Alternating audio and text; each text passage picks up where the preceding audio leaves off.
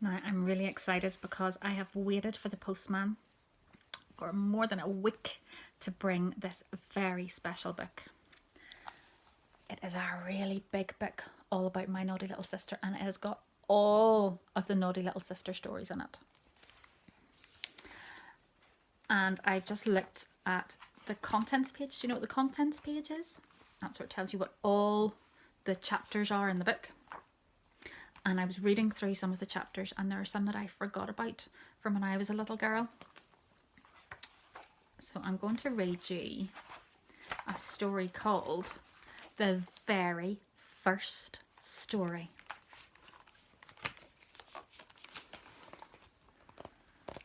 There's a little picture at the start. A very long time ago, when I was a little girl, I didn't have a naughty little sister at all. I was a child all on my own. I had a father and a mother, of course, but I hadn't any other little brothers or sisters. I was quite alone. I was a very lucky little girl because I had a dear granny and a dear grandad and lots of kind aunts and uncles to make a fuss of me. They played games with me and gave me toys and took me for walks and bought me ice creams and told me stories, but I hadn't got a little sister.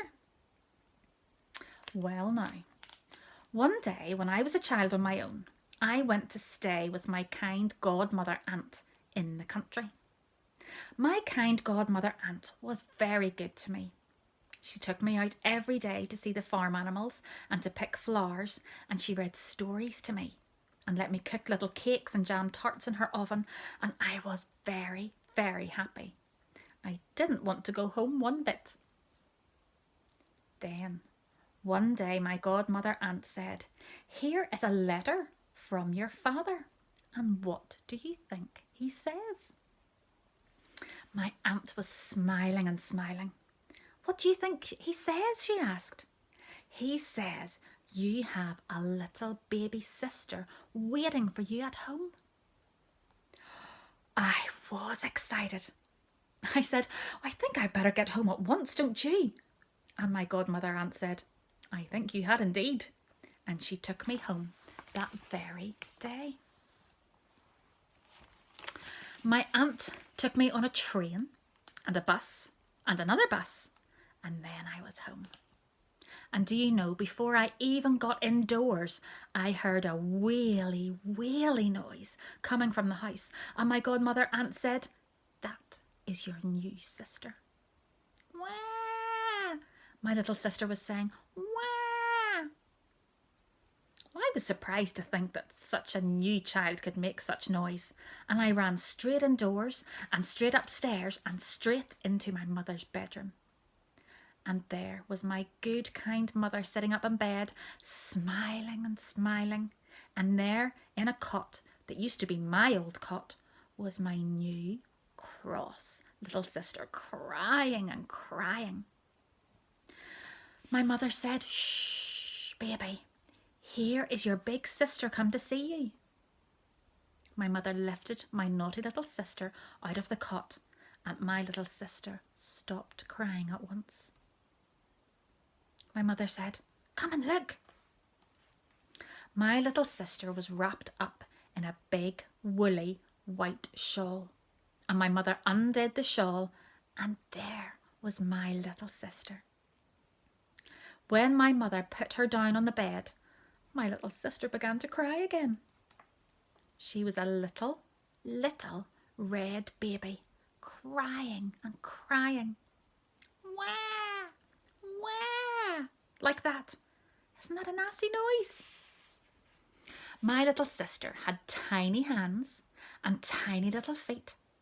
She went on crying and crying, curling up her toes, beating with her arms in a very cross way. My mother said she likes being lifted up and cuddled. She is a very good baby when she's being cuddled and fussed. But when I put her down, she cries and cries.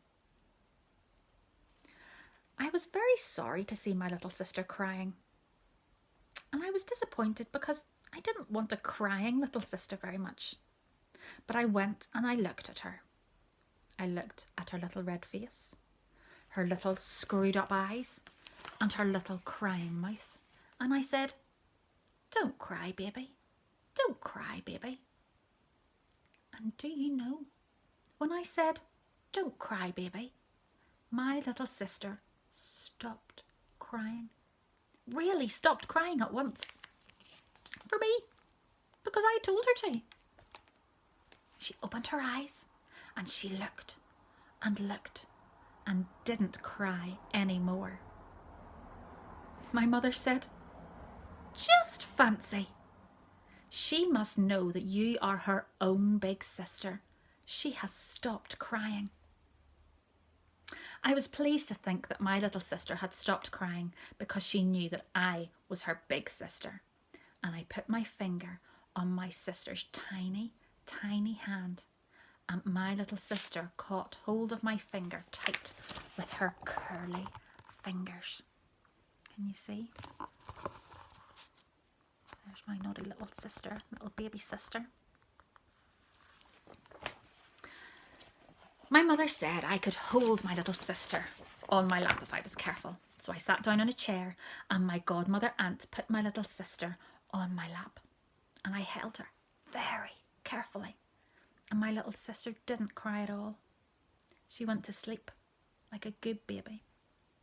And do you know, she was so small and so sweet that she held my finger so tightly with her curly little fingers that I loved her and loved her.